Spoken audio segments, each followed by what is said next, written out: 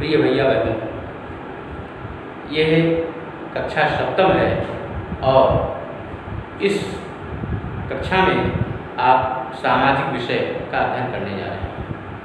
सामाजिक विषय के अंतर्गत जो पहला सब्जेक्ट होता है वो इतिहास का होता है, इसको हम हिस्ट्री कहते हैं। सामाजिक विषय में सोशल स्टडी।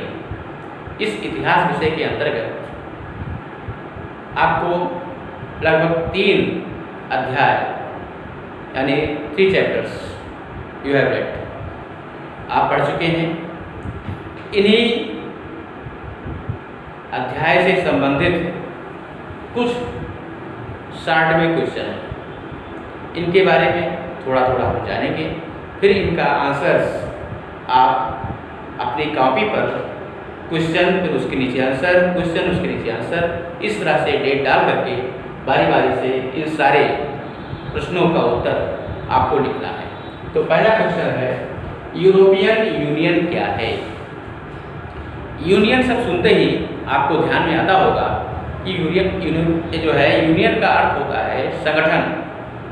यूरोपियन अर्थात यूरोप का, जो यूरोप के देश हैं, जितने भी यूरोप के देश हैं, उनका एक संगठन बना हुआ है जिसका नाम हुआ यूरोपियन संगठन। इस संगठन के माध्यम से जो यूरोप के देश हैं, एक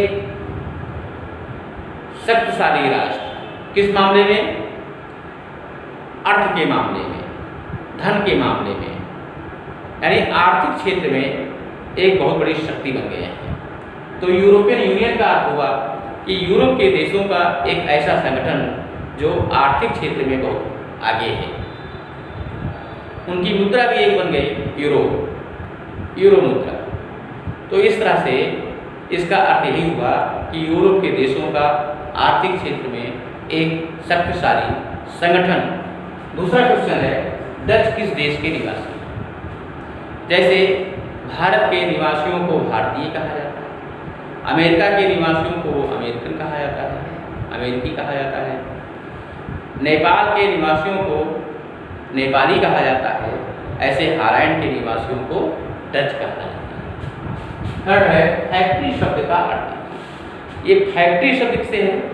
ये फैक्ट्री शब्द आया है जो यूरोप में व्यापारिक केंद्र थे, उसमें स्थापित जो ऑफिस होती थी, इसको कोठी भी कहते थे, उसी को फैक्ट्री कहते थे। फैक्ट्री शब्द का अर्थ है एजेंट, यानी कंपनी की ओर से कार्य करने वाले व्यापारी जिस ऑफिस में कार्य करते थे उसे फैक्ट्री कहते थे। जिस ऑफिस में उस कंपनी के लोग काम करते थे, कंपनी की तरफ से जो कर्मचारी थे वो काम करते थे, इस ऑफिस में उसे फैक्ट्री कहते थे। तो फैक्ट्री शब्द का अर्थ इतिहास में इससे लिया गया है। नेक्स्ट क्वेश्चन है, फरमान। फरमान ये जो है लिखा है इसमें कि राजाओं, जब यहाँ पर राजा होते थे और जब बाहरी लोग आते थे, विदेशी लोग, तो उनकी खुशामद करना, उनकी चिरौरी करना, उनकी विनती करना, उनकी चापलूसी करना, ये सब करते थे। और करने के बाद फिर धीरे धीरे व्यापार करने की अनुमति मांगते थे। पहले चापलूसी और फिर उसके बाद व्यापार करने की अनुमति, पहले मक्खन पालिश। तो चापलूसी करने के बाद जब राजा लोग प्रसन्न हो जाते थे तो उनसे फिर धीरे से अपनी बात वो मनवा लेते थे। जब मनवा लेते थे तो राजा उनके पक्ष में एक आदेश जारी कर देता था, जिसे फरमान कहते थे। नेक्स्ट है, विश्व का पहला बैंक किस देश में बना? विश्व का सबसे पहला बैंक इटली देश में इटली वासियों ने बनाया। आज तो हमारे देश में बहुत सारे बैंक हैं और गवर्नमेंट ने सुविधा की दृष्टि से बहुत सारे बैंकों का आपस में विलय भी कर दिया है। जैसे इलाहाबाद बैंक को इंडियन बैंक में विलय कर दिया गया है, ऐसे बहुत सारे बैंकों का विलय हो गया है। आर्थिक क्षेत्र में एक बहुत बड़ा कदम है। नेक्स्ट क्वेश्चन है, उपनिवेश किसे कहते हैं? जब कोई देश किसी देश पर कब्जा कर लेता है, वहाँ के सारे संसाधनों का दोहन करता है, उपयोग करता है, उस देश पर शासन करता है, तो वह देश शासक देश का उपनिवेश बन जाता है। जैसे कभी इंग्लैंड का उपनिवेश अपना देश भारत था 1947 के पूर्व, लेकिन अब नहीं है। अब हम लोग टोटली फ्री हैं।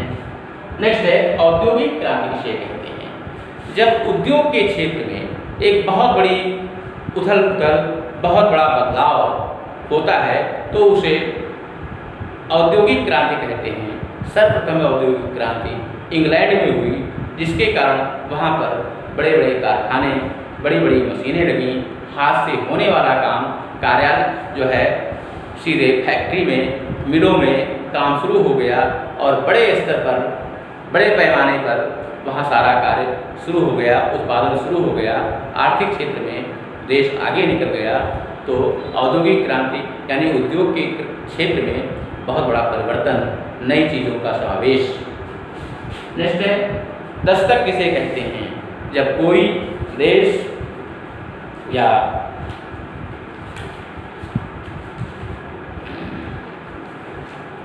भारतीय राजाओं द्वारा अंग्रेजी कंपनी को बिना कर दिए, बिना टैक्स दिए सामानों के आयात निर्यात में छूट के लिए पास या दस्तक जारी करने का अधिकार कंपनी को कभी दिया गया था। यानी राजाओं ने इन कंपनी को दे दिया था कि आपको टैक्स छूट है या पास दे देते हैं। आजकल भी बहुत सारी जगह पर जाने के लिए पास मिलता है, ऐसे ही ये दस्तक भी उस समय चलता था। इस तरह से 8 क्वेश्चन हैं, इनका आंसर आप अपनी जो हमने पढ़ाया है इसमें से अथवा ये लेसन पढ़ करके, पहला और दूसरा पढ़ करके इन क्वेश्चन का आंसर सब आपको अपनी नोटबुक पर उतारना है। Thank you.